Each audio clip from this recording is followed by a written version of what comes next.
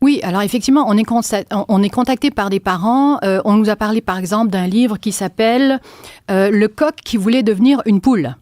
Alors, il s'agit d'un petit coq qui naît dans une basse-cour et qui est très mal à l'aise avec les activités de garçon, enfin de poulet ou de coq.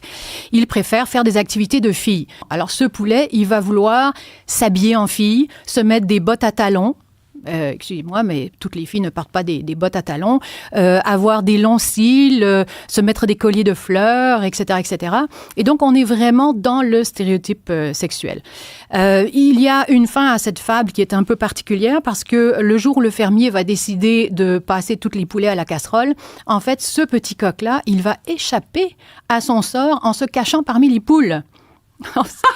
Excusez-moi, je trouve qu'il y a une symbolique c'est là-dedans. vraiment extraordinaire. Les mâles, on les passe à la casserole en plus.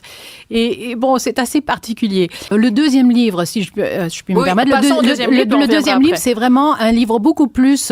bon, le premier, c'est une fable. Mais le deuxième, ça s'appelle « Sexe, ce drôle de mot ». Et c'est un livre qui est supposément pour des enfants de 8 à 12 ans. Et c'est un livre d'éducation sexuelle. Oui, 68, je pense.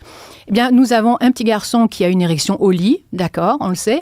Et nous avons une petite fille qui se masturbe joyeusement sous un arbre dans ce qui semble être un parc.